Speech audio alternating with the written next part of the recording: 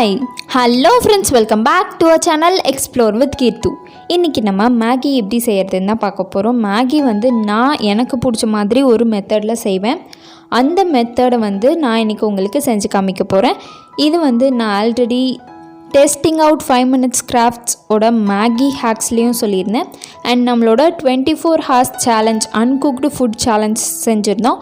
அதுலேயுமே என்னோட மேகி நான் சீக்கிரமாகவே அப்லோட் பண்ணுறேன் அப்படிங்கிற மாதிரி சொல்லியிருந்தேன்.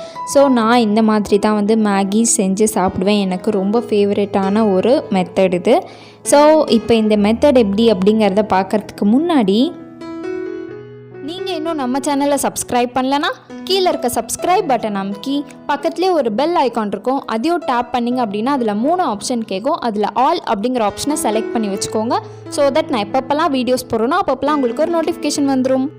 நான் இன்றைக்கி மொத்தமாக 4 பேக்கெட் ஆஃப் மேகி செய்ய போகிறேன். ஸோ அதுக்கு நான் கரெக்டாக 2 மீடியம் சைஸ் தக்காளி, ஒரு பெரிய சைஸ் வெங்காயம், 2 சின்ன சின்ன பீசஸாக கட் பண்ணி வச்சுருக்கேன்.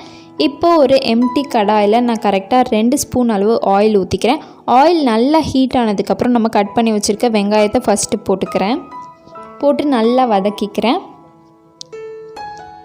வெங்காயம் லைட்டாக கண்ணாடி மாதிரி வதங்கினதுக்கப்புறமா நம்ம கட் பண்ணி வச்சுருக்க தக்காளியும் சேர்த்து போட்டு கூட கொஞ்சோண்டு உப்பு சேர்த்து நல்லா வதக்கிக்கிறேன். இப்போது இது ரெண்டுமே நல்லா வதங்கினதுக்கப்புறம் நம்ம இன்றைக்கி கரெக்டாக 4 பேக்கெட் ஆஃப் மேகி எடுத்திருக்கோம். அதுக்கு கரெக்டாக 6 கப் ஆஃப் தண்ணி கரெக்டாக இருக்கும்.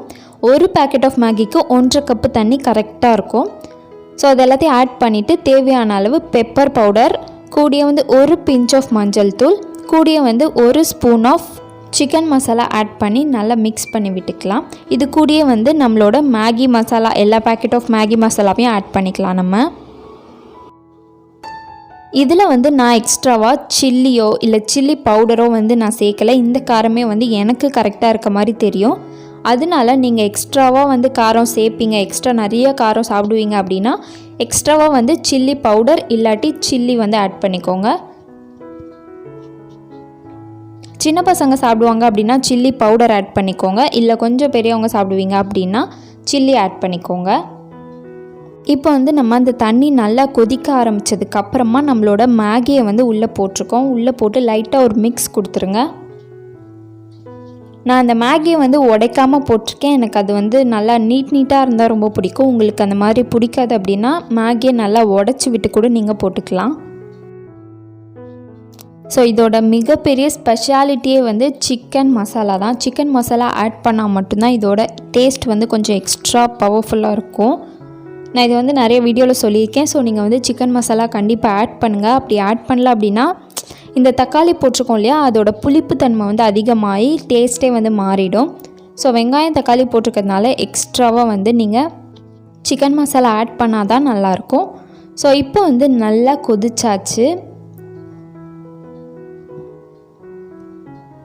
கடைசியாக இந்த ஒரு ஸ்டேஜில் இருக்கும் போது கொஞ்சம் சூப்பி நூடுல்ஸ் மாதிரி இருக்கப்பயே நான் இந்த ஸ்டவ்வை ஆஃப் பண்ணிக்கிறேன்.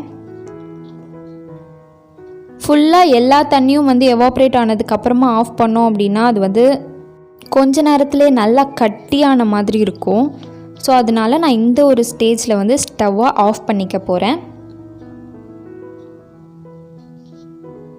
ஸ்டவ் ஆஃப் பண்ணிவிட்டு மேலே கார்னிஷிங்காக ஃப்ரெஷ்ஷான கொத்தமல்லியை கொஞ்சோண்டு கட் பண்ணி உள்ளே போட்டுக்கலாம்.